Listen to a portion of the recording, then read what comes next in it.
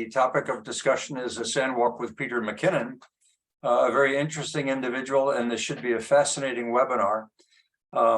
Peter's background is so broad that I'll let you figure out what his background is as he speaks, because he has traveled the world and been around the globe several times, and his career is varied with an engineering degree and respected by a number of organizations that he works with today in the for-profit and not-for-profit sector, from University of Ottawa. So, Peter, I'm not going to give a lot more color to what it is you're going to speak to, but you're going to take us on a journey of emerging technologies, their impact, and of course, much more. So, Peter, over to you. Well, thank you very much, Perry, and good afternoon to all of you. Some faces I do recognize from also being on this network before. But let me start with a correction to what Perry said. In actual fact, I don't have a degree in engineering. That's a bit of a mystery to me because I keep getting invited to join faculties of engineering. So it's my third appointment to faculty of engineering. But nonetheless, I would say, let's call it engineering physics.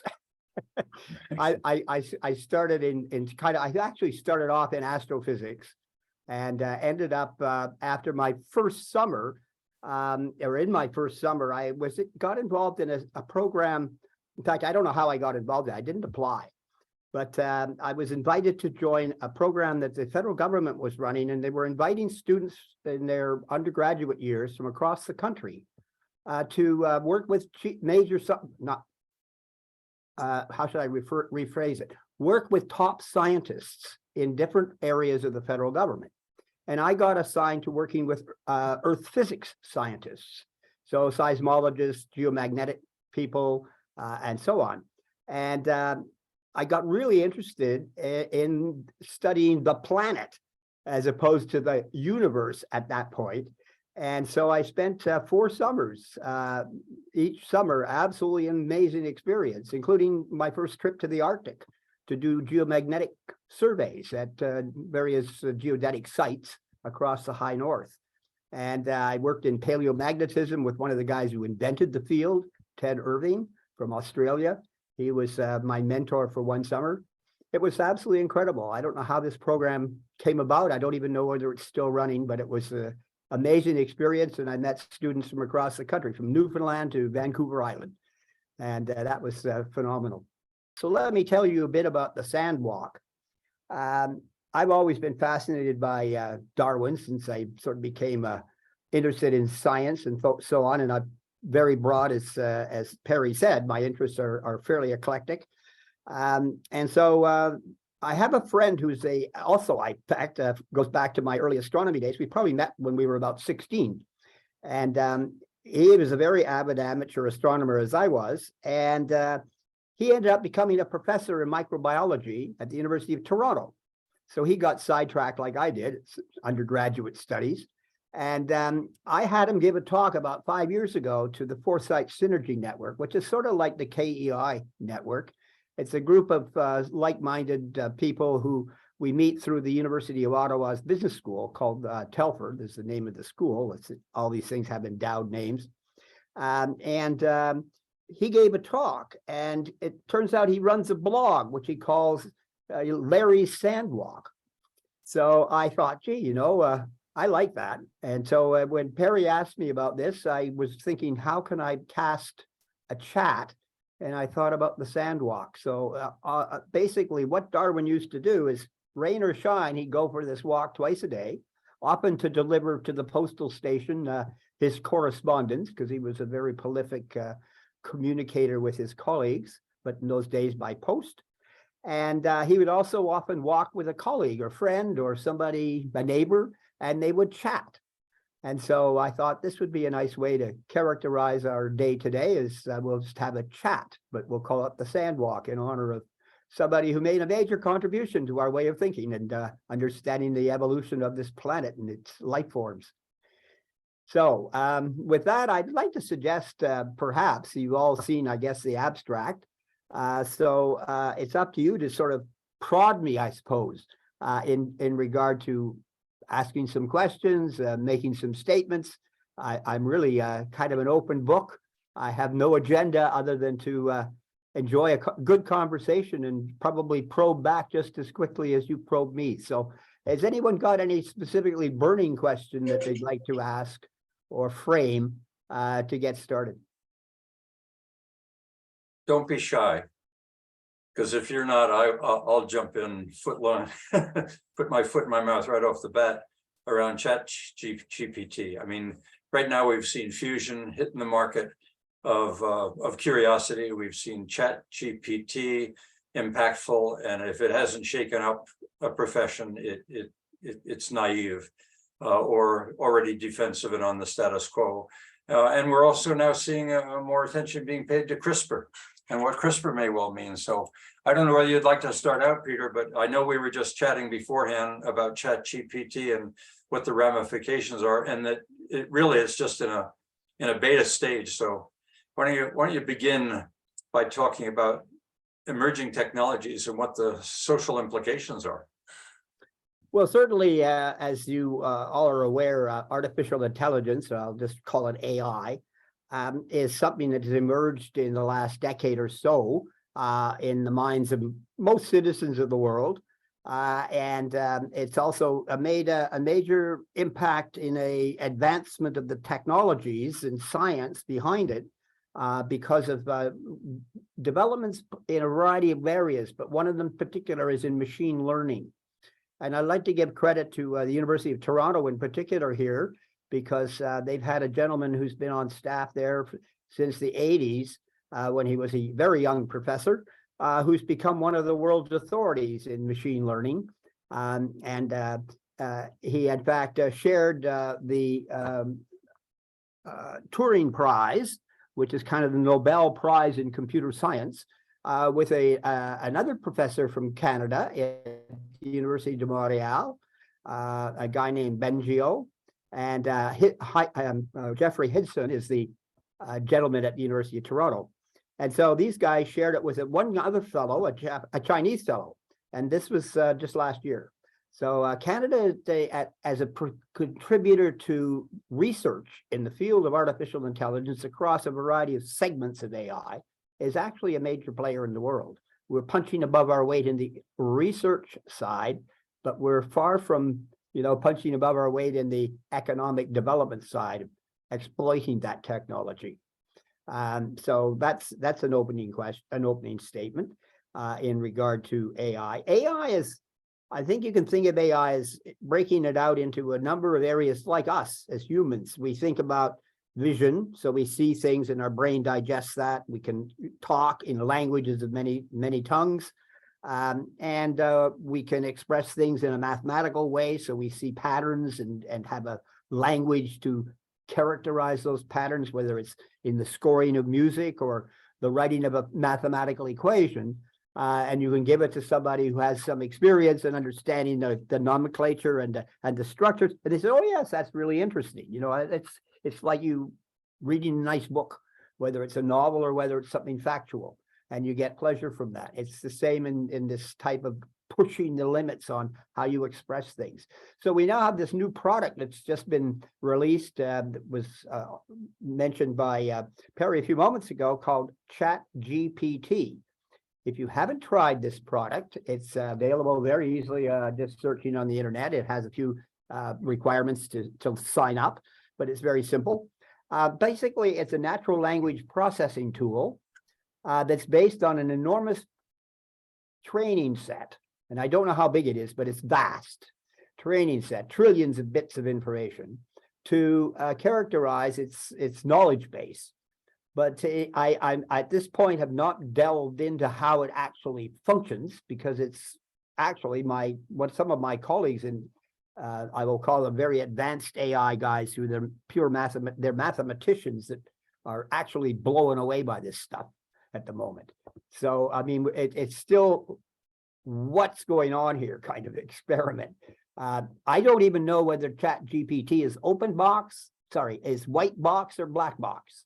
And what I mean by that is a white box solution in AI, and that's where I advocate almost all AI should be when it has anything to do with decisions that affect public policy, for example, like program delivery by governments, at municipal levels all the way up to national and beyond, where it has things to do with life and death, decision making, and that gets us into autonomous weapons as well. But nonetheless, if it's a white box solution, it means it can be explained. If you said, well, how did it come up with that decision? Or how did it come up with that expression or those things that it's telling us? And you can go back into finding out how it described that, how it made to that decision. If it's black box and nobody, including the designers, have a clue what happened inside the box, except that it seems to make sense when it comes out, but doesn't mean it always does make sense. Then you can ask ChatGPT questions that it basically gives you scrambled eggs as an answer, or it says, I can't answer that, on the basis that Perry was giving an example where he was trying to make a decision between something good and something bad. I'll characterize it that way. He says, well, I can't make that decision. So it's like it has a very human kind of characteristic in that sense, this ChatGPT. And I think it's an example of what's coming with the power of artificial intelligence systems. And those are going to break out into a whole range of technical applications. And some of them are very specialized. I mean, how many of you use some kind of a speaker device that you ask it the weather or you ask it to play music?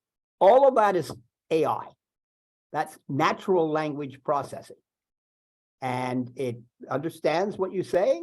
It's got an ability to cover a very wide range of accent and rate of speaking and so on. This is very sophisticated technology, and now it's commercially available. There are now over 2 billion people in the world that use those devices.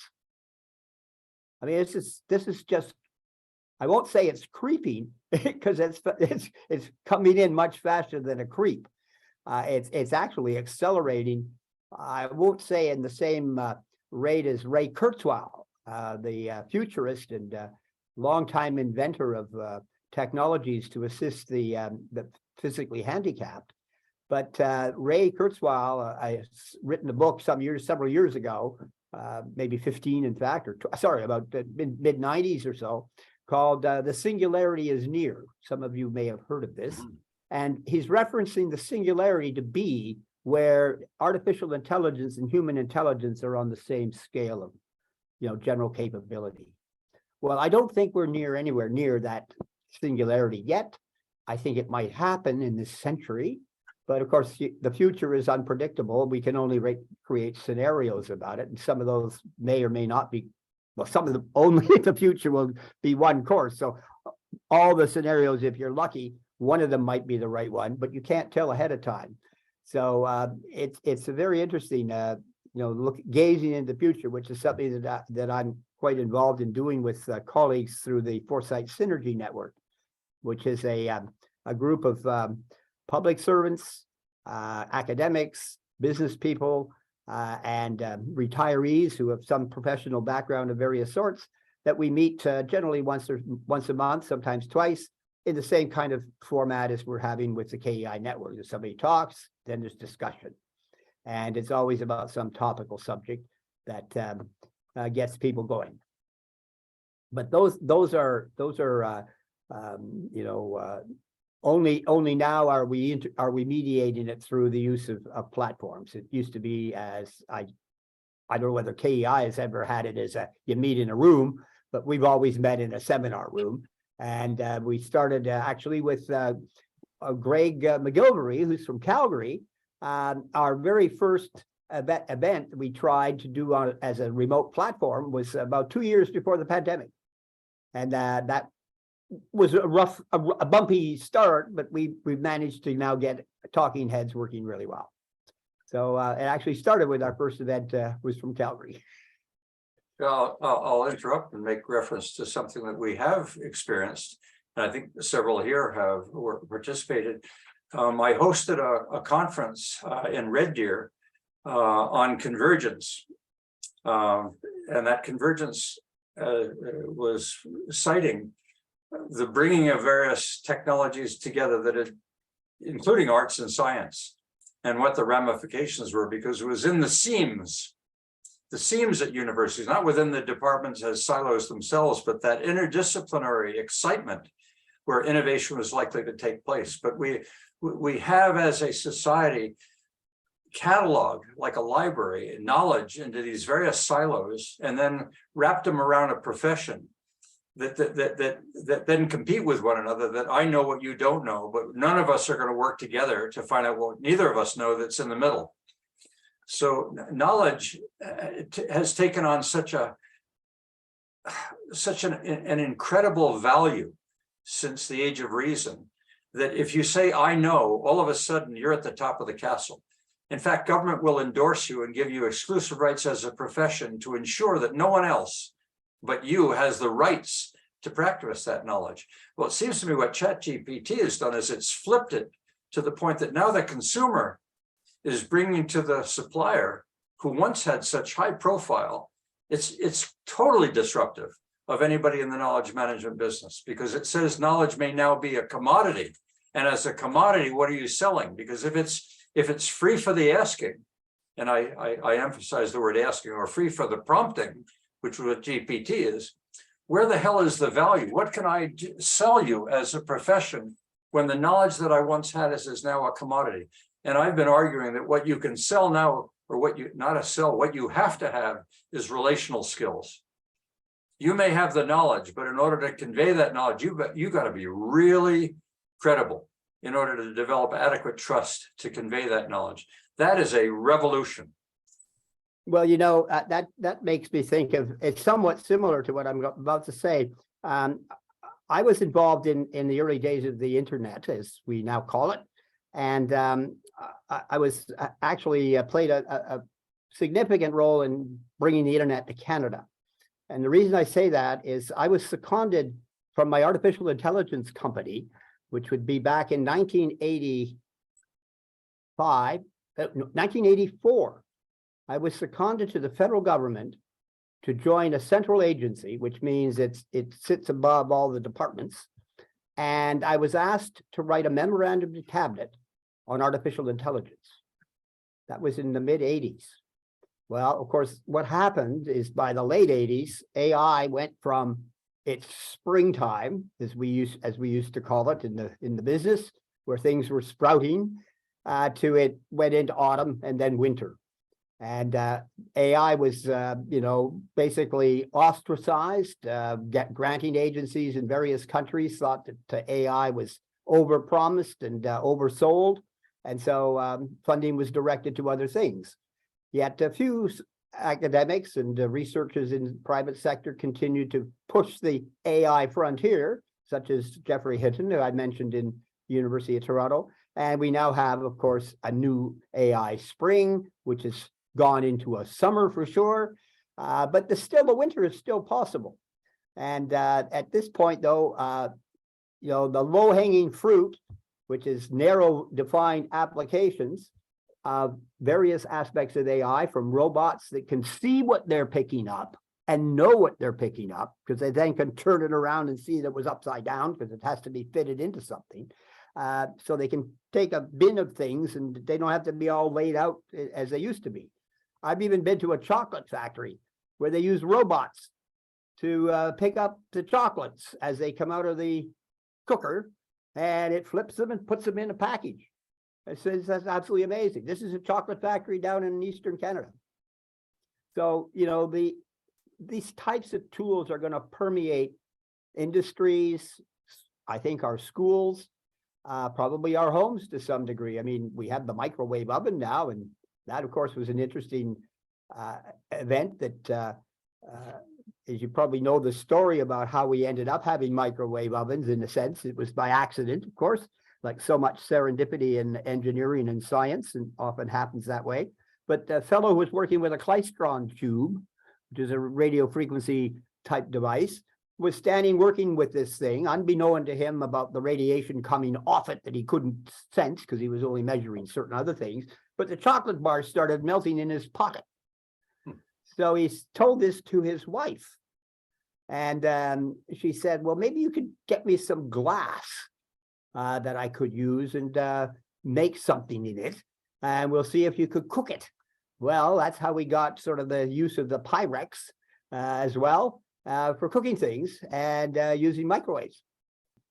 We all have microwave ovens, I'm sure now. Now, there are, of course, fear factors. Some people think there's microwaves in the food. I've encountered a number of people who won't use microwaves because they think there's microwaves running around inside the potato you just cooked. So they might get poisoned by that. They think of it as radiation. I mean, there's a lot of science and engineering for that matter, but let's call it natural phenomena. So science, like radiation, that is grossly misunderstood in the public. And when I say in the public, that means our politicians and our leadership in general. It's only a narrower band of people who tend to specialize in subject areas that recognize the pros and cons of such things as radiation. It's not just the fact that it's radioactive, but it's the amount of exposure, it's the duration of the exposure and the intensity of the source that really is going to have an impact on a life form.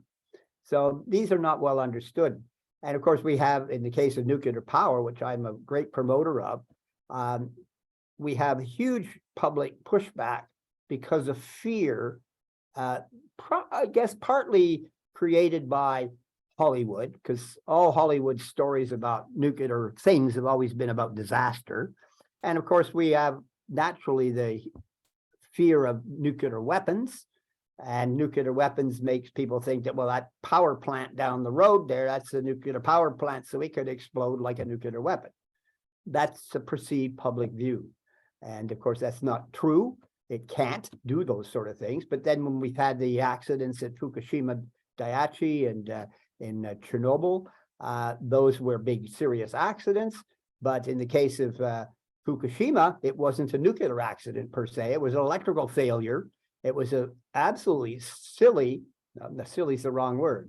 It was a design flaw that should not have happened. It's sort of like when NASA was doing some of its missions to Mars, and there was one in particular, they do it on the cheap side and fast. It turned out that the contractor who won the bid to build the device, the probe, was working in the British units, and the specification was issued in metric units. And the net result was that the device was supposed to shut its engine off at a certain elevation above the Martian surface, and it did so much too soon and immediately crashed. And so they then figured out, why did it crash? Well, it was a simple, stupid human error, different measurement systems. So we often find ourselves in those kinds of problems as well. And I tie that back to the radiation misunderstandings. And so these are issues of education, public education. It's not just education in the school system. Do you think the universities are aware of what is transpiring? I've sent a note recently to the Board of Governors and deans of a provincial university about, are they prepared themselves, much less preparing their students, for the ramifications of what it is we're talking about? Well, that's a good question. The universities as a whole, no, but certainly executive management in some areas, definitely, and certainly some professors, because this is their bailiwick, whether they're social science professors or technical professors of some sort, and students and postdocs and so on. There are people definitely across the country and probably almost every campus that have some perspective on this, but they're not the majority by any means. But this, if I'm right, most institutions are driven by status quo, not necessarily preserving their role, as most professions do, as most businesses do. When confronted with change or confronted with something potentially disruptive like this, they are more likely to act in the interest of status quo and preserving their position rather than being advocates for change. And so what I'm getting at is, are our institutions in fact vulnerable because of their reluctance to opt for change as opposed to opting for status quo and continue to financing as a monopoly from public sector, as opposed to attracting new markets and preparing people for an uncertain future? Well, first of all, I mean, all of our institutions, and I say all, not knowingly that it's everyone, but I'm sure they all are because all are public ones. They create strategic plans. They say what they're going to do over the next 5 or 10 years. And that's all high level, but it's the big topics that you're raising, Perry. And you could find that there's a transformation going on. For example, typically it used to be a vice president of research at our universities, like our U15, so-called the 15 universities in Canada that do the most R&D are an association in their own right called U15. You can look them up on the web under that label, just the letter U and the number 15, no space between them. And this group is made up, I think, of some visionary leadership. And if you now look at the title of the Vice President of Research, it's no longer just Vice President of Research. It's now Vice President of Research and Innovation, or Vice President of Innovation. So they're starting to recognize that there's far more than just academic push the knowledge frontier. There's applying that knowledge. This is the innovation part. And they're trying to promote that from a point of view of its social and economic value.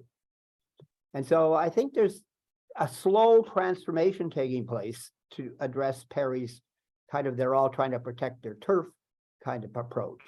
And I think a lot of professional associations as well, which obviously have a need to protect their turf in a certain sense to ensure that if they're like engineering, for example, this particular, let's say civil engineering, I mean, if a bridge collapses, engineers get the blame, and rightly so. I mean, in general case, and we have in Canada, the famous story of the Quebec Bridge. I'm sure you're all well aware of it. It collapsed twice while it was under construction and men died.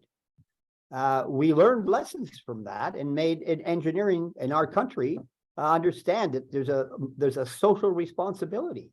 And we've had engineering fraternity in Canada formally under Mowat, in fact, Farley Mowat's great-grandfather, I think, or great-great-grandfather, who was governor of Ontario for 20 years. It was one of our, fathers of Confederation. And he formed a professional engineering association in 1849 in Toronto or York. And that is still around. That same association is still around today. And it holds these things like ethics and social responsibility as a high thing. I think there's a need to have more ethics in our academic setting with respect to particularly scientific and engineering developments. I can't speak for where the ethics boundaries are in the social science sense, because there's a lot of things there which is about free speech and that sort of pursuit of all kinds of narrow subjects. But when you have a responsibility to build things that people will depend on, and you don't have to ask questions every time you want to use it, is this safe? If I plug it in, will it work? And will I get a shock? I mean, we never think of those sort of things unless, of course, we've been fiddling with the wiring. So, we've come to accept a lot of things that are actually in the background, highly regulated.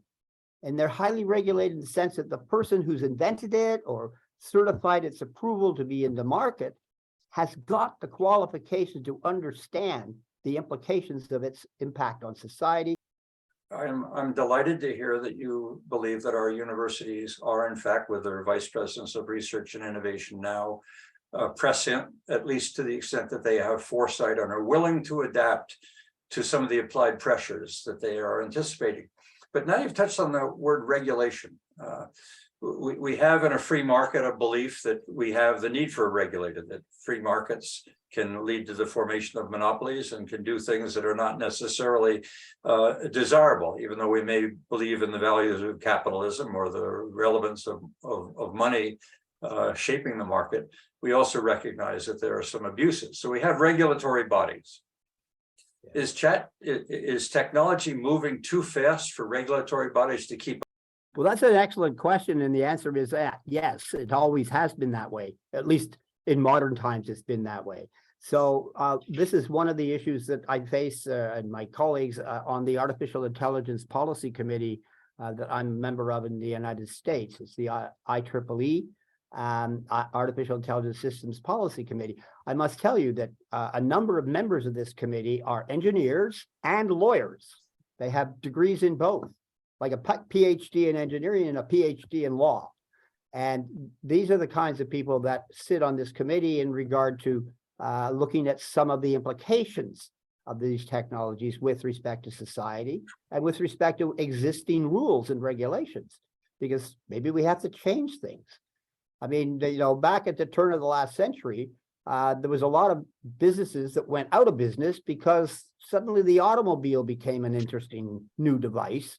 And, you didn't need as many horses, you didn't need as many blacksmiths and, things of that sort, stable keepers and so forth. And it became more of a hobby. But, I can remember seeing pictures of, actually of New York City is a good example of the, even in the 1919 time, in the teens of the early part of the 20th century, streets just littered with horse poo. And I mean, they had to get rid of that stuff. It was a health issue. So, these are really complicated things that it takes some leadership to make a decision to regulate it or to get rid of it, as the case may be. I mean, we have the classic example of in London, UK, back in the 1800s, later 1800s, on one of the diseases that was coming out of the water system from the river. And it turned out it was because of human pollution that people were getting very sick and dying. So a doctor figured this out, and they ended up recognizing that you had to basically sanitize the water. And so we've been doing that ever since. So I think you brought a very healthy point forward, that the clumsiness that some attribute to democracy, as opposed to those that are prescient and will declare as a socialist your future, the Orwellian perspective.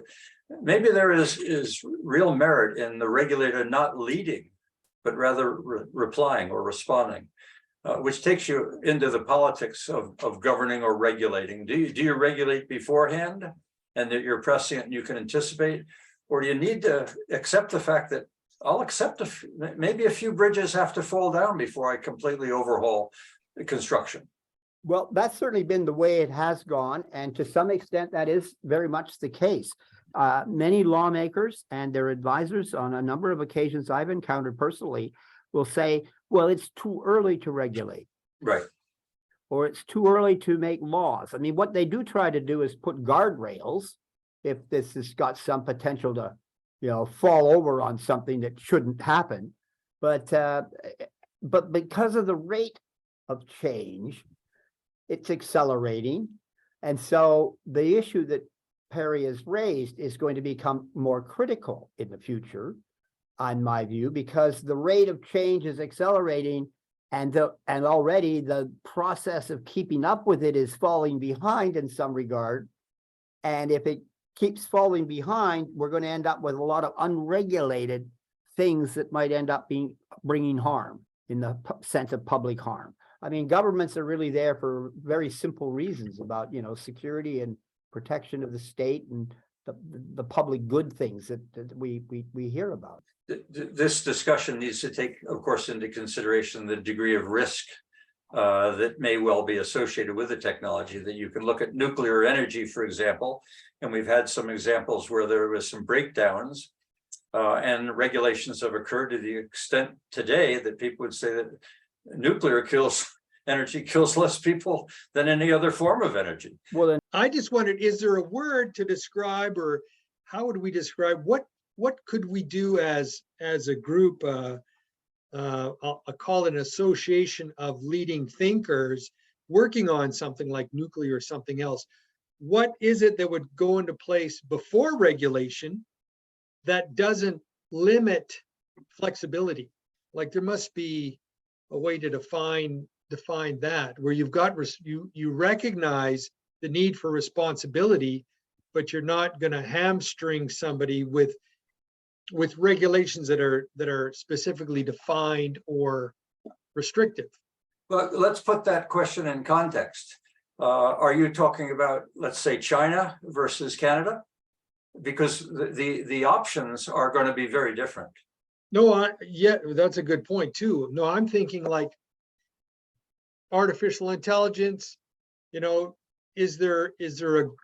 is some recognition that we need to monitor that, maybe grow it with a certain level of respect for life, for example, to be very vague or Okay, broad. so when you say we, are you referring to government? Are you referring to an investor or a bank? Humanity. If it's we as a government, then you're going to need a constituency, because change is not likely to take place in a democracy without having some form of special interest or constituency. Reinforce that to the point that government authority may play a regulatory role. In business, if there's profit or risk and it's big enough, you're going to find capital flowing because there's a belief there's a market to be made.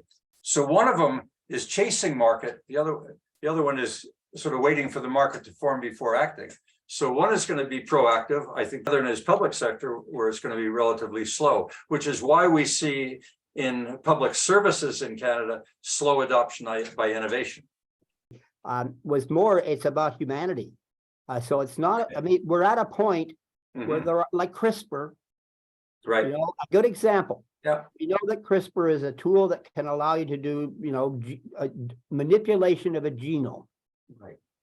So a Chinese doctor, Chinese scientist did a manipulation of a genome using CRISPR against international consensus in the community. We do not do this thing with CRISPR, that is create babies, human babies. So he did. He's in jail today. In China, the Chinese government said, you don't do those sort of things. This is totally illegal on the international law, and in our Chinese law, you're going to jail. And went through court, of course, and did a traditional court thing, and he's now in jail. So that was pretty dramatic, but that's a lesson. I mean, this is the kind of issues that we're facing. So if the impact is physical, like a bridge falling down, regulatory action, because human life may well be at risk. If it's social and we're modifying the interaction between individuals, you get the arts departments playing a role in saying, well, we need some laws here to regulate behavior because we don't have enough Indigenous people in business. So we begin to provide some social regulations or environment. And now we have with ChatGPT something that one might say has the capacity for mind control. This is a whole new realm, Rob, that you may well raise. Physical regulations, social regulations, and mental regulations. When I was director of services for people with disabilities, one of the things we needed to do was to help parents whose children were so out of control because they had developmental disabilities that the parents were opting for institutional care. And we realized that we could teach these parents toilet training, for example, which they weren't very adept at with the development. So we had a service called Community Behavioral Services, which at that time seemed to be quite acceptable. Well, it was closed down about 5 years ago. And I think I now know why, because of the title, because it looked like mind control. It was behavioral control by actually teaching people how to educate their children appropriately, but the title was poor. I think society today, with what's happening with GPT and knowledge management, Orwell is right. I'm talking, and we will have a webinar on this topic of Jordan Peterson and a woman who's being disciplined at Mount Royal because she was talking about the Indigenous population as she has come to know them in a very different way that was politically correct on a university campus. So she's being dismissed. So social regulations, engineering regulations, we have very little experience, and we're terrified of the state playing a role in social regulation, but it's here and now. And I think ChatGPT is going to play a role in it. Well, I'd like to comment because I realize I drifted off a point I was trying to make earlier when I raised the question about bringing the internet to Canada. And the reason I feel I did play a role is when I was seconded, when I got sidetracked about writing that memorandum to cabinet, Actually, I discovered that the government of Canada had already made a decision. I was brought in as their special advisor for advanced information technology. So that was a pretty wide remit at the time. And I discovered that the government had decided to adopt a standard that was being promoted by the International Standards Organization for what was then network protocol over long distances, not your local area networks. And I realized that that was, in my view, not the way to go. And so made the case, because I was in a central agency, that they should not do that standard and they should go with TCP/IP. Well, I managed to convince the government to abandon their directorate, had already been established in the Treasury Board. They had a director general, a director of staff. They were implementing this standard and they closed it down and went TCP/IP. And of course, the rest is history. But what we were doing at the time, and those I was working with, such as Steve Wolf, who was who set up NSFNet, which linked the supercomputer facilities in the United States at the time to a broad-based network. We felt, and you probably all heard this, that this was going to empower people. This was a way to share knowledge. This was a way that, you know, it was like a whole new world was opening up. Well, it lasted in that sense of good feel until we started getting social media in the form that has now really caused a great deal of hyper activity that has led to hate and all kinds of other ways of, you know, the worst in humanity, if you like. I would say that the knowledge that we envisioned and the sharing, of course, has happened. We're doing that right now, that we couldn't have done this without that, in those inventions, in those protocols. But the fact is that it's gone way beyond what we ever thought of and ever dreamed, particularly because of my involvement with AI and how it's, you know, going to challenge our way of doing things and way of thinking and way of looking out at things and then empowering us as well. So we are in that transition. We've referred to the fact that in a democracy, you're going to accept and tolerate that there's going to be some risk and there's going to be some price paid before government begins to step in. Coming back to Rob's point, my answer to you, Rob, would have been education and dialogue in a democracy is clearly the best way to get to what role should government be playing and what and how might it play and what should the professions themselves and what will business do. So without, I fall back on dialogue and education as the answer to the question, what could or should we be doing to anticipate the impact of emerging technologies on our society, our economy, and geopolitically? Go ahead, Mel. Perry, just going back to that specific topic, many years ago, I was in a meeting and an individual, I can't remember what his background was, came in. The meeting was basically technical. We were talking about some problems. And he asked a question, and the convener of the meeting said, "Do you understand your question?" It's an interesting concept because we look around us here and we see AI becoming sort of infiltrating everything. You were talking about, you know, voice to text and that type of thing. I guess what I'm looking at here is the capability now that we can have some engine that will go out there very quickly with access to a lot of information, possibly some analytical capabilities within it, putting all this stuff in terms that we can understand. So will AI help us learn how to think?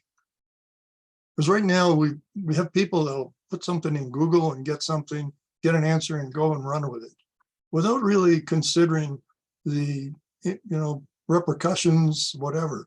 Whereas here we can get something from GPT that's very eloquent, sounds really great, but it could be totally wrong. So when you get that response from an AI like this, is there kind of a minimum level of education, understanding, whatever, before you can actually take it and run with it? And that could apply for any discipline.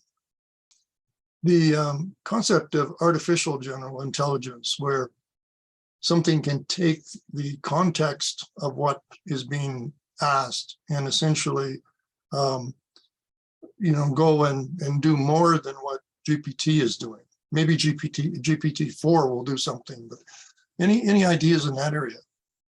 Well, I think we're still working, even at the most sophisticated, and we'll use this chat as a chat tool as an example. It's very narrow in the sense of what humans do. So it seems intelligent to us in the terms of dialoguing, and it gives us excellent answers in terms of the use of the language. Whether the facts are correct, that's another issue we can discuss. But the way it expresses it is really quite fine. I'll come back to me in a moment. Chat, I've asked that question of Chat GPT, Peter or Mel, and Chat GPT comes back with the answer that it's possible. That it sees we are on a track, that if we continue, if we look at what we have been doing, and one says, don't look at history to know what the future is, but if you look at the trend, one would say we're certainly advancing. We've advanced on memory, we're advancing on processing, we're dealing with concepts, working with concepts. I think it was one of the large organizations recently said that they had a chatbot talking to a chatbot, and it was talking in a language they didn't understand.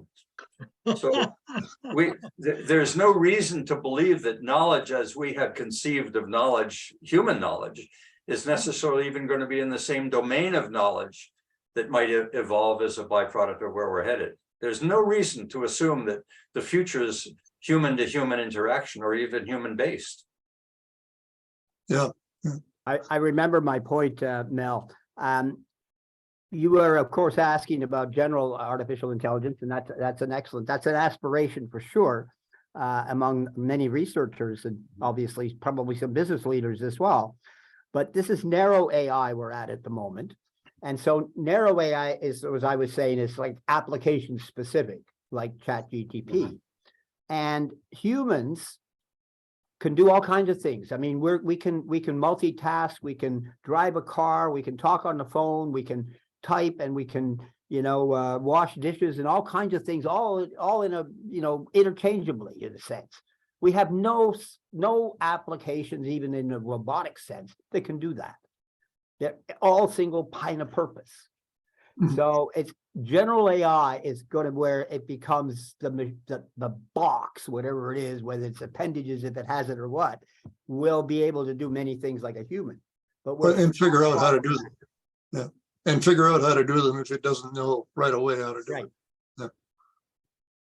Now, Elon Musk has commented about AI, for example, and said that AI will be of tremendous benefit to a society, but it will be very disruptive to certain segments of society. And that's not atypical. That as society evolves, we evolve in keeping with the interests of the masses. Yes. Special interests are often left by the wayside. Well, I think look at the horse today. I think Musk gets a little bit overquoted, but he is a very interesting character. I don't know how many of you realize this, but Elon Musk actually went to Queen's University in Kingston. I didn't know that. Do we blame him? Do we blame Queens that? He studied engineering at Queen's. He's from South Africa, as you probably know. But yeah, Elon Musk is one of those voices. So he's a public figure. So he can, in that sense, he's been able to make his impression. Another fellow who's made an impression now has passed away is a chap I knew, in fact, is Stephen Hawking.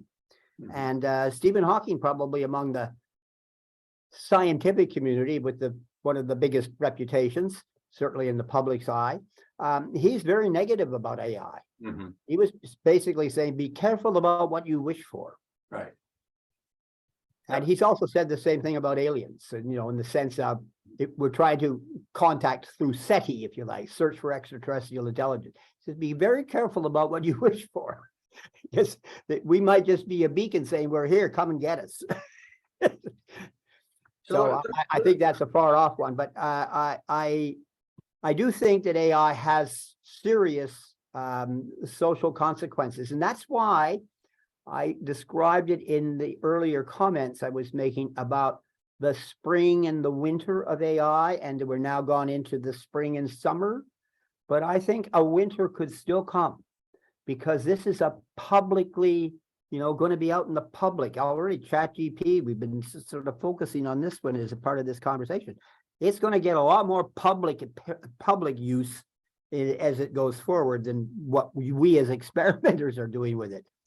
And this is I think, an issue that society is going to have to deal with, in the sense that we're going to have to ultimately come up with some way of managing these rapid changes that we still haven't got rules and regulations for. But who makes the call, and how do we do that? This is very much an unfolding situation, in addition to all the other crises in the world today. That was indeed the genesis of the Alberta Council of Technologies, was a belief that the rate at which technology is entering into society is so great that the institutional structures as we know them today are at risk. And we don't know what process or form the regulatory mechanisms of the future will look like, which touches a little bit on what Rob, I think, was saying is, do we go to the collective of the wise and ask them to sit at the top like Plato's executives or kings and say, help guide us in a society? That's very much the Chinese model, the authoritarian. We will take the brightest and the best, we'll empower them, and they can help protect us or lead us into the future. The other one is clumsier, that's democracy. We'll allow the masses in their clumsy manner and through the election to decide what direction we should or shouldn't go. Maybe we need elections more often. Maybe we need to have referendums more often. But the mechanisms that we've known do not seem to be working. Yes, and some things scale and some things don't scale very well. I mean, for example, the referendum you mentioned. I mean, Switzerland has done referenda for decades. And, on the scale of Switzerland, that works well. Right. But to try and do that on a society of, hundreds of millions of citizens, it just, doesn't seem to make sense. I mean, as nice as it would be, I mean, intellectually, it sounds great, but implementing and scaling it just is not practical.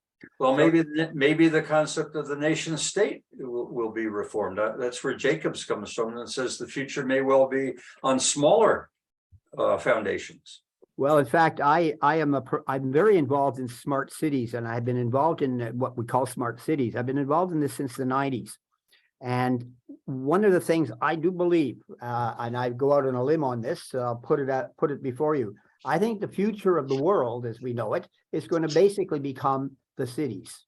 Cities will run the world. If you think about the political systems we have, we've got kind of the authoritarian and we've got the open democracy and everything kinds of stuff in between. This how should I characterize it? Well, that's similar to entropy, where things. Well, I suppose it's like an entropy, but is it entropy that we're narrowing down to be less out of control, or is it just a randomness? We're dealing with things that we're trying to take randomness out of stuff. I mean, this is the problem with fusion. In effect, is all the interferences that happen, right. Even in trying to a controlled experiment, like we were listening to earlier today, and several of us here were listening to the event at Lawrence Livermore about the announcement of their, energy in was less than what came out. But that was a scientific experiment. It was not a really an engineering experiment, except in the building of the device, which, by the way, fills 3 football fields. It's a pretty big machine. I haven't heard from a number of others that are present that I know often have brilliant questions to ask or insights. Do I dare get random and ask Randy to start? Go ahead, Randall. Yeah, I'm really enjoying today's conversation, and a number of things come to mind. First of all, as I posted in chat, the whole concept of cultural lag that term was coined over 100 years ago now, and yet most people haven't heard of it or don't know about it. But when you think about it in very simple terms, it's obvious that some parts of our changing world are changing faster than others, and it seems to line up more or less that technologies move faster than our values.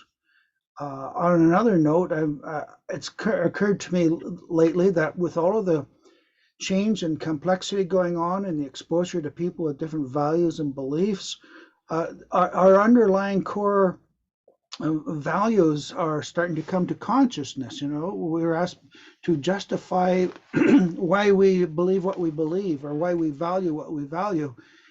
And I'm, you know, my first degree is in philosophy, and I'm starting to realize, whoa, what I thought I knew, I was pretty wide open. It's even more wide open now as I think about it. You know, what does it mean to be human? What is it that we're trying to preserve in our humanity in spite of all of the changes in technology?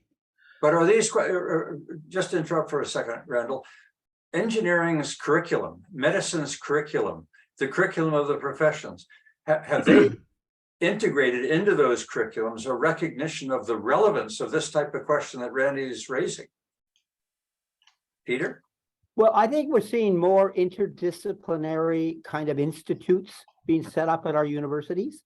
And at the University of Ottawa, there's one called the Institute for Science, Society, and Policy. So it's decided it's dealing with science, society, and the public policy that goes with that. Right. And so it's quite broad. In fact, one of their major programs is in the energy transformation business. And that, of course, is involving many people from Western Canada in regard to this project that's run through this institute. But it's multi-faculty, so it's an institute that draws people from all over the campus, if you like, and from outside, from both the government and the private sector. I think we're seeing more of those kinds of things happening at our universities, which is trying to spread things around and get more inputs and better outputs. Well, I think that comes back to Rob, a question Rob had raised earlier. When one looks at the future, you're going to see more you want to see more interdisciplinary discussion instead of special interests driving the agenda, whether it be solely by engineers or solely by a union or so. What we need is multifaceted input. And I talk about the bridging of arts and science. And I saw in the curriculum of medicine, the recognition that they needed to look at relational skills in the recruitment, not just the person's capacity to learn, but can the person relate? Can they convey knowledge? Because the behavior of the individual will be essential in good health. So this is as we all know, we probably can all think of a teacher, or maybe more than one, in our experience in being a student. And we can brand that person, if you like, with a branding iron, teacher on their forehead, because they inspired us. I mean, we need more of those kind of people. They may know, there's lots of people, like many professors, they're as dull as can be when it comes to giving a lecture. They may know a great deal about the subject. They may contribute to the field in a very significant way, but if they can't communicate to the public, or, I mean, they communicate to their narrow audience, but they can't communicate beyond that, their value to society is only in their private little box where they think about their ideas. They need other communicators to go beyond that. I think we need more communicators, if you like, more people from the social sciences that take an interest in the technical fields of pursuit, whether it's on biological living systems or, you know, the state of the universe, to be able to communicate those understandings and the frontiers to the public. I think like the James Webb telescope, like the Hubble before that, these inspired many people. And of course, all of us grew up with the beginning of the space age. And so we can remember the excitement of people going to space, first launches of satellites. I mean, I can remember trying to convince my dad, and my mom for that matter, to go over to the park just a block away from where I was living to watch Sputnik go by. I couldn't get them to come out. I went, but I watched and I could see it go across the sky. That was in 1959, I think it was. So you could look at that Sputnik going across the sky and you could have several perspectives. One of them, isn't this a marvelous engineering feat? Or you could say from another perspective, my goodness, mankind is going to change as a byproduct of this. And that was the stepping off of the individual landing on the moon, and his comment of one step for man, one giant step for mankind, understood that step from a technical point would be looked at from one perspective, but to look at that moment as a statement of where mankind was capable of doing and where it may be going. That galvanized a lot of people. Yes. Well, you know, one of the things that I suppose really inspired me to pursue what I've done, and it's been very serendipity. It's not a course that I laid out and had a master plan. It's sort of been by invitation. But when I was in grade 5, there was a fellow came to my school, and they organized an assembly. And this gentleman was from a Harvard University. I didn't know who Harvard University was, but he was a professor at Harvard University. And he gave this really interesting talk to, you know, a junior school. And I guess I asked a question that he picked up on. And after the assembly was over, he invited me to come up on the stage. And in those days, of course, it was chalk. It was a green board, not a blackboard, but it was white chalk and a green board. And he drew a big arc, and he asked my name. So he said, Peter, this will be the Earth. And then he drew, you know, a star. And then he drew a line from him to the star and another line from me to the star. He says, well, you know, we can both see that star, right? And I said, yes, yeah, the figure in this drawing. And then he drew another star. And he drew a line the same way. And then he asked me the question, do you think because we can see that star and that star, that we can make that star and that star communicate? And I've been fascinated by it ever since. Yeah. I mean, it was like, you know, you observe this and that, and because our holistic view is that we're linking these things. Mm-hmm. And I thought this was fascinating. That was a grade 5.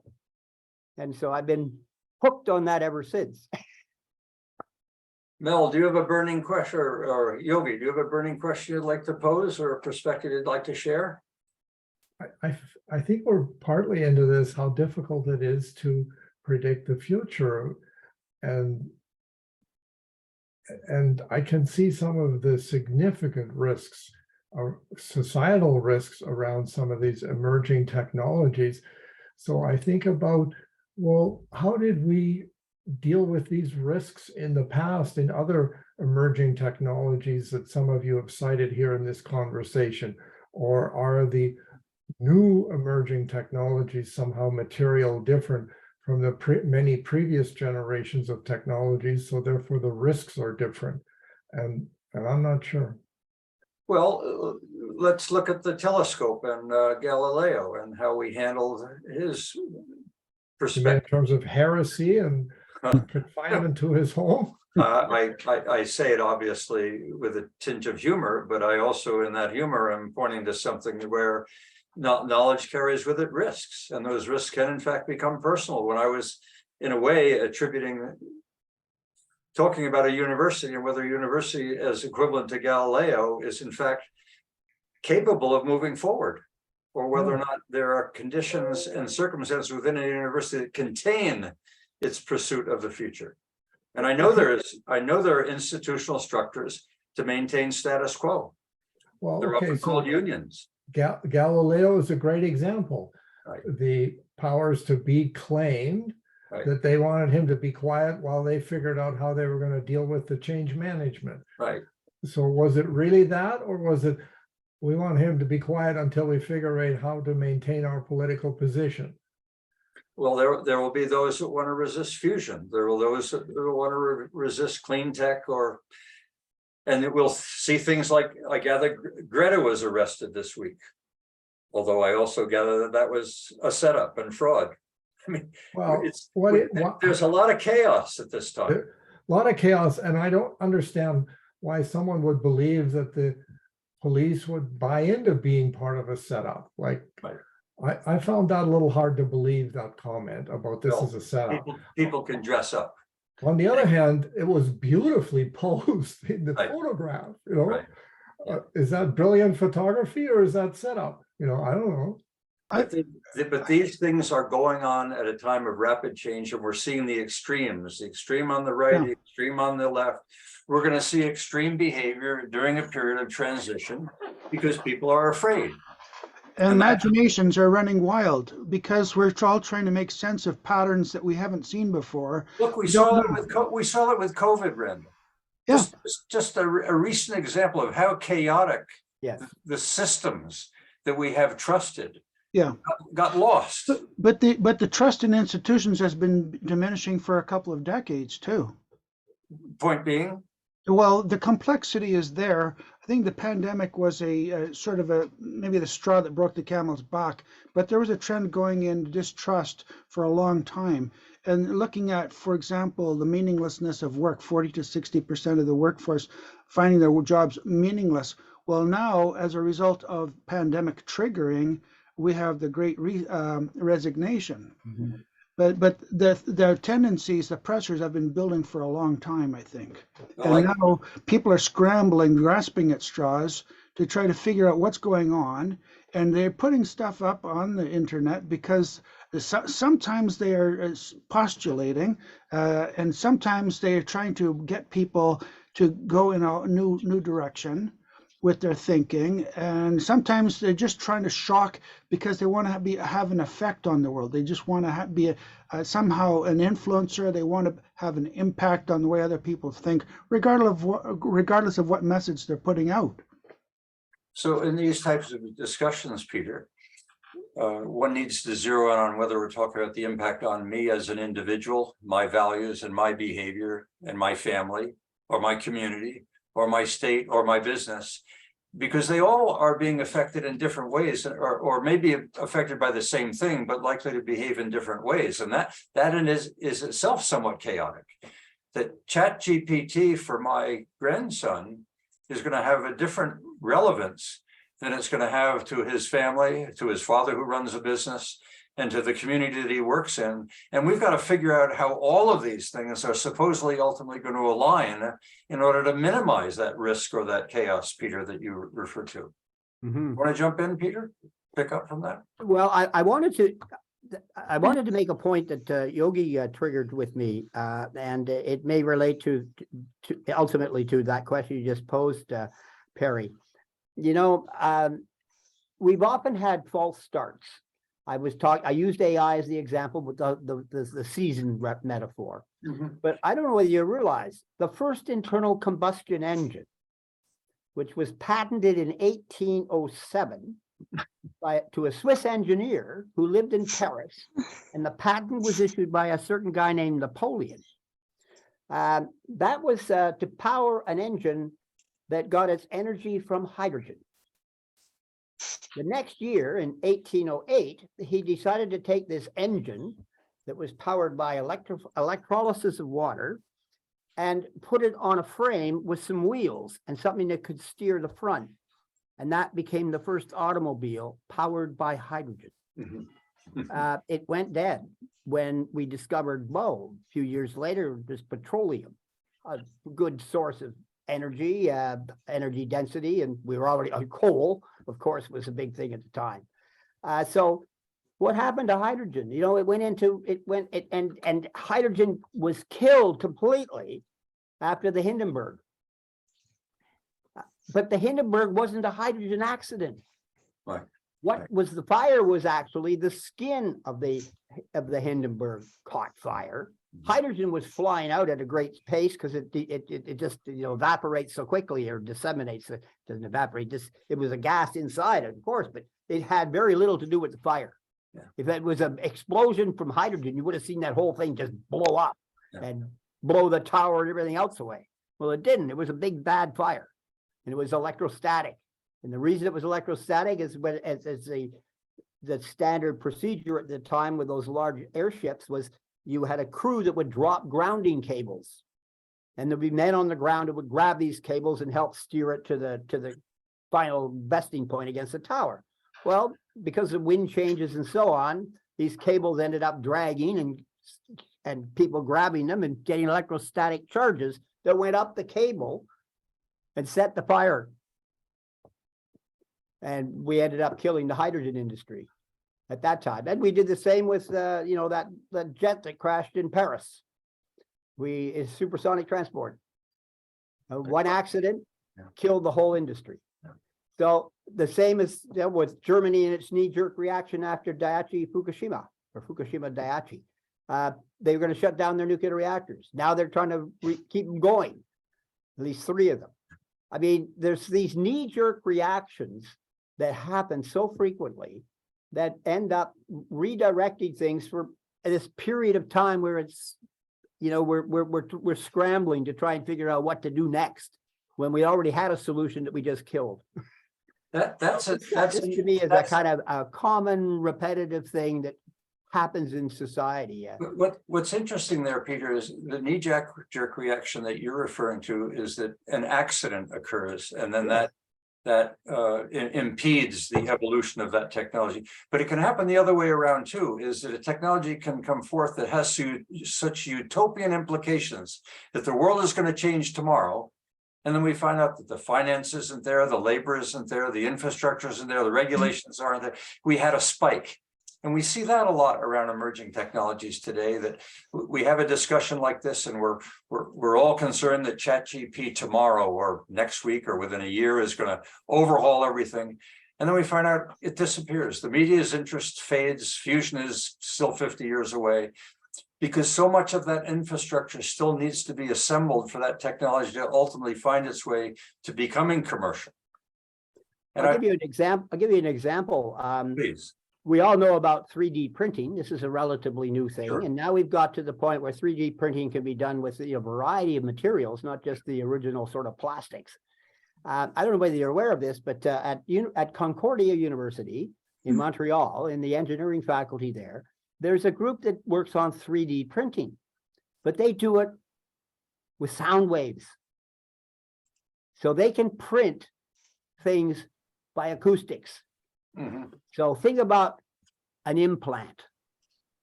You can now, with their technology, I mean, this is hypothetical yet, they haven't actually done it to a human, but you could actually make a replacement part of a heart valve with acoustics. Right. You don't even have to have surgery. Right. I mean, these are the promising Yep. things that are coming, but where's the ethical issues again related to that? And I mean, Perry has studied in medicine, so I mean, I know that this is a very interesting development, but at the same time, it's got ethical issues associated with it. Well, and frankly, that is what has always intrigued me. It was one thing to have a degree in the knowledge of how or what or materials. To me, it was the impact or the implications of that socially that really caught my attention. And one of the reasons why I left the university and why I left that field is there seemed to be no one in the field that I was studying that had any interest in what the ramifications of that technology were going to be on society. And I ended up going into government. And the reason I went into government is it was in that environment that we were willing to address these broader questions that to me personally were of more interest. I think we're seeing youth today, and I've got to congratulate them. It's painful for them. But when we did some research 2 or 3 years ago about the future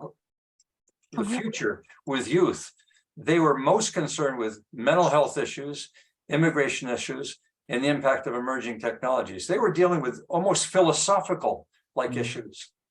And the future of work, or what am I going to do when I grow up, was all embodied in that. So the students were coming to us less interested in learning something concrete, but more interested in some of these broader philosophical and social issues. I think that's good news. I was hoping that they weren't coming forth educated to advocate for a particular thing, as opposed to studying and becoming aware and being curious enough to participate in a dialogue to understand, as opposed to going out and just wag a flag and poke everybody. I've been thinking about the future of work because we had a lot of discussions on that, and the pandemic really changed things, and people don't really want to return to the office anymore. They don't like the commute. I don't know the social aspect. I think they like hybrid. I'm not so sure if people like fully working remote, but can we utilize AI to better develop our communities? We're thinking about energy usage. Well, a lot of the commuting has been using a lot of gas over the years. And as the cities expand, of course, that's becoming more and more of a problem also with pollution. So can we utilize AI to plan better? I know they want to keep downtown vibrant, but that's not practical anymore for a lot of people, and they don't necessarily want to do that. So Well, the future of work that's a very good question, Shirley, a very good, this whole issue of the future of work. And then your comment about, the core of cities in effect, because that's where the people have been commuting to work. And I was mentioning about my involvement with sort of the smart city side of things. These are interrelated, very much so. And the pandemic has in fact accelerated awareness, at least among people who like urban planners and so on, and probably those who own some of these large towers that are basically empty because offices are not being occupied. So there's a massive transformation starting in cities. And by the way, we talk about pollution, as you mentioned. I don't know whether you're real aware of this, but basically, if you look at all this greenhouse gas stuff, mostly carbon dioxide, but methane and a few other things, nitrous oxides and so on, that come from our production processes, over 70%, somewhere let's say between 70 and 75% of all of the human released stuff comes out of cities. So cities are where the action is. And I was going to say earlier when I was talking about cities, no matter what part of the world you're in, cities have the most accountable politicians. A mayor, for example, is as accountable in a communist country like North Korea or China as a mayor is in, Tokyo or London or Ottawa or Calgary, Edmonton. I mean, this is where the buck stops in our organized style of things. I think cities will become the governing centers, key cities, the mega cities, if you like, will become the governing centers of the world by the end of this century. That's certainly what China is doing. Well, I think they recognize this as well. Yeah. Now, another dimension to what Shirley raised, which was the labor force. I mean, China has just seen 1 million less babies born this year than last year, and has had a decline in its population to the point that India now has the largest population, and some are saying China is headed for trouble.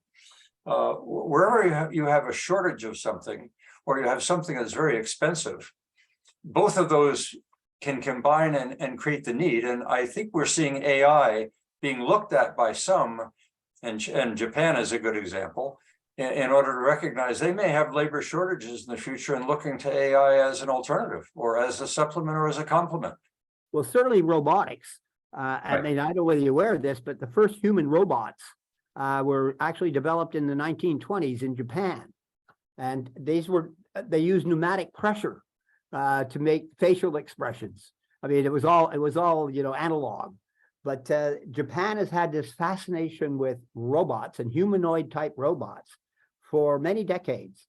And they're seriously looking at using robots as Perry was suggesting there, as a part of the workforce in the future. And in fact, many robots are being used now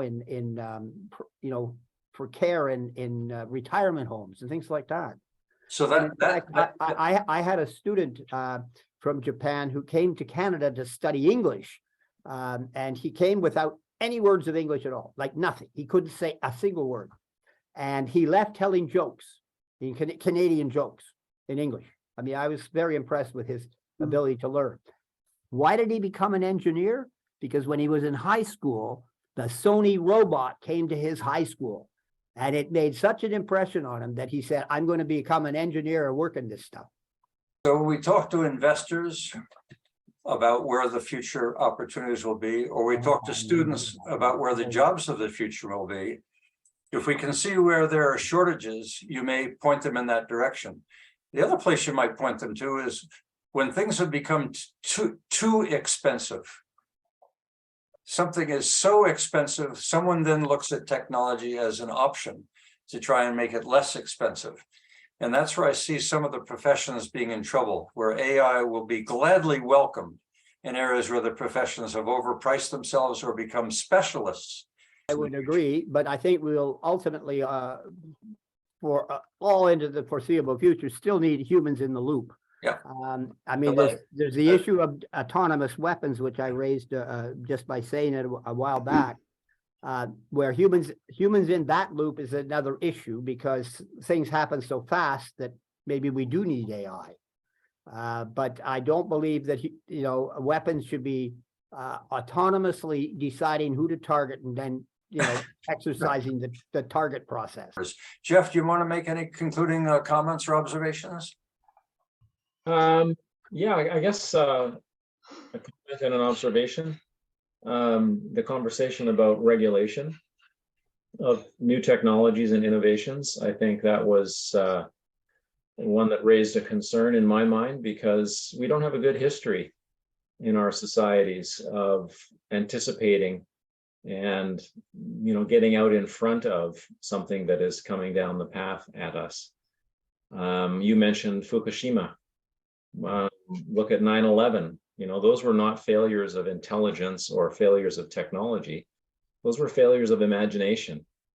And our regulators don't want to get in the way of innovators and businesses that are exploiting these technologies. And they get actively discouraged in doing so. And big money has a bigger influence in US than it does in Canada.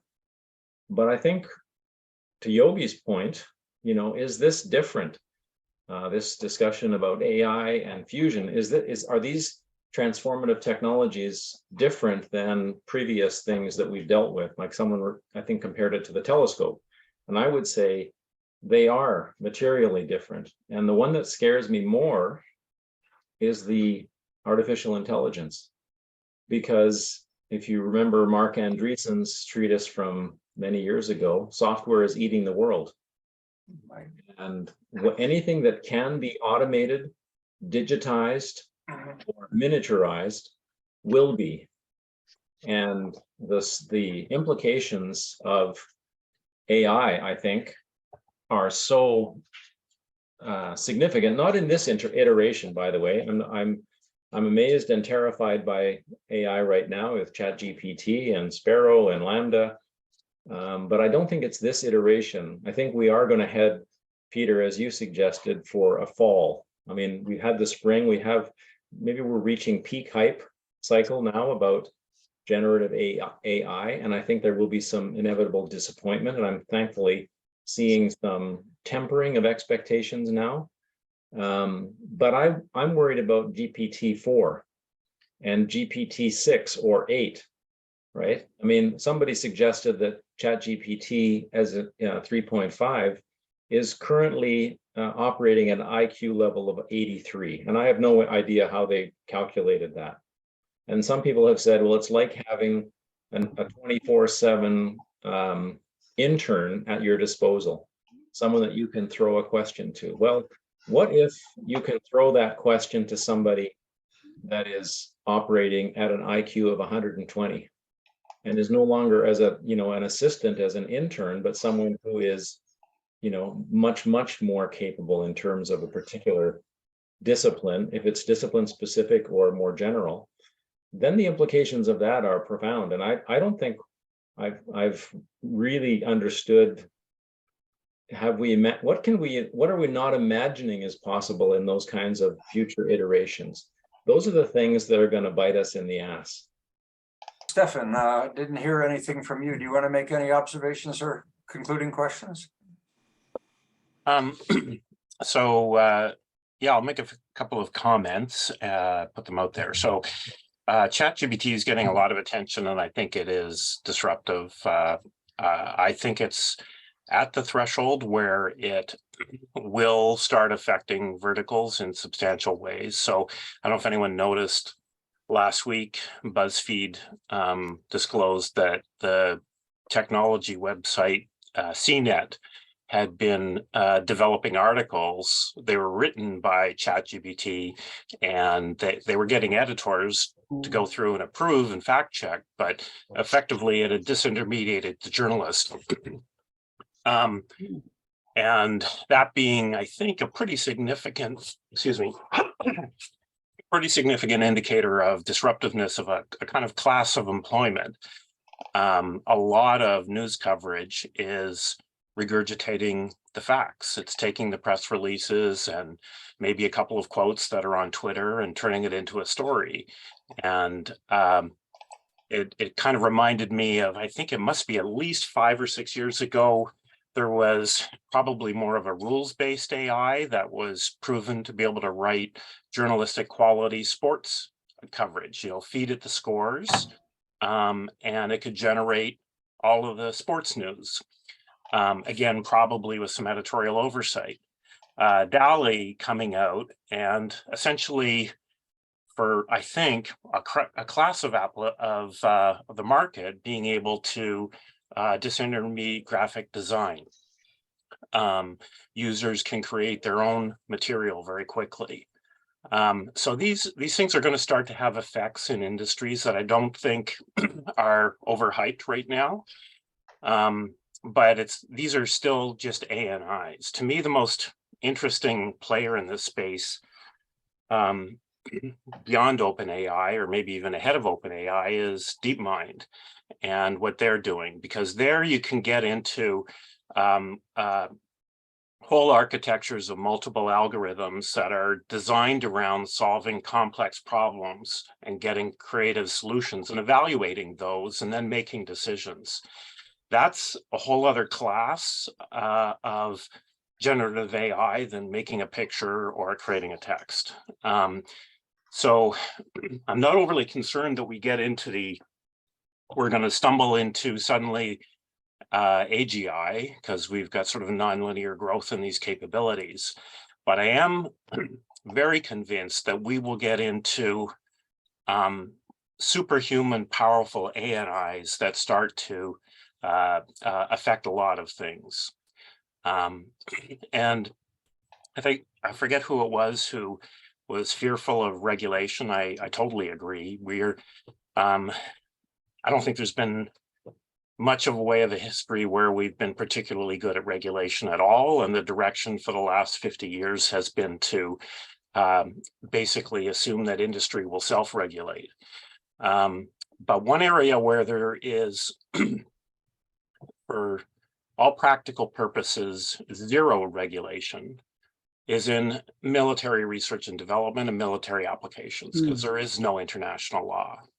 And anyone who doesn't think that that will be the leading edge of AIs that will have commercial dual use applications, I think is avoiding, the train that's bearing down on them. What we've seen with the drone technologies, none of this is, forgive the metaphor, none of what we can do with military AI that is autonomous and can kill and do that very effectively and efficiently and certainly cost effectively, none of it is rocket science anymore. All of the pieces are there. It's just a matter of putting them together into an application. So anyhow, so I think things are happening. We're past a threshold that's different from, the winters and summers of AI in the past. And the Microsoft investment into OpenAI is another, I think, major thing, because whether people realize it or not, every Windows user, and I'm sure it's the same, I know it's the same with Google, and is probably the same with Apple to a different degree. Everything that everyone does on their computer is being, the telemetry is going back, and immense intelligence about everything everyone does all the time on their PC and on their mobile phone is all being made available to a few corporations that can use that for either classified or commercial activity to train better and better AIs. So in that regard, there are huge data sets that are being assembled that could be used by AI well into the future. I'm going to leave that as a wrap up. Peter, I'll give you the last word on this sandwalk that you've taken us through, and you've obviously had many on the journey. So give us your perspectives as we wrap up. Well, one of the things that I think where AI has done some outstanding contribution is it in developing its capability to do protein folding. I mean, this has been a problem in bioscience since the beginning. How do proteins do what they do? How do they fold the way they fold? There's now an application, and I'm not sure whether it was from It's Google. AlphaFold. It's or- AlphaFold. Pardon?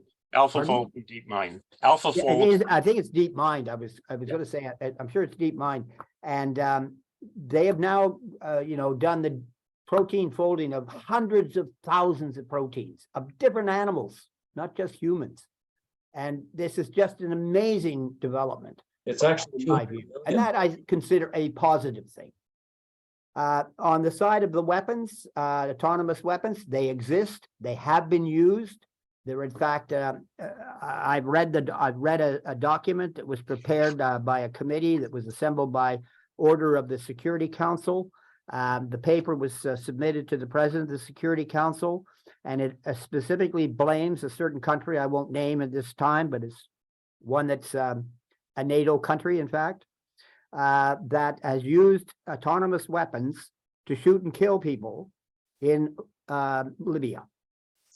And they were doing so from ships in the Mediterranean. Well, I believe it was a rather more threatening point. I just read today that Medvedev, the former head of Russia, and now Putin's number two or number one, I guess, below him, he said today that if Russia is facing a loss in Ukraine, that nuclear weapons are most likely to be used. But that's not the first time it's been said. No, it was now put in the context of losing. It wasn't in the context of threats from NATO and NATO giving new weapons and so on. If Russia's feels it's losing, Right. they may well use nuclear weapons. So this is this is a threat for sure. Yeah. But I mean, this is I think an uncalled for, but it's a sign of the dangerous world we live in right now. So irrespective of what we're doing with the current state of technology and where it's going, we have some very serious, let's call it human problems that we have created, in addition to the ways we're stressing our environment. Well, with that observation, you've grounded us. So Well, thank you for the opportunity. I appreciate just this rambling conversation. It's been a kind of a pleasure for me to just share as ideas pop into mind as we have this ongoing discussion. So thank you, Perry, for that opportunity, and for all of you for listening to me and participating.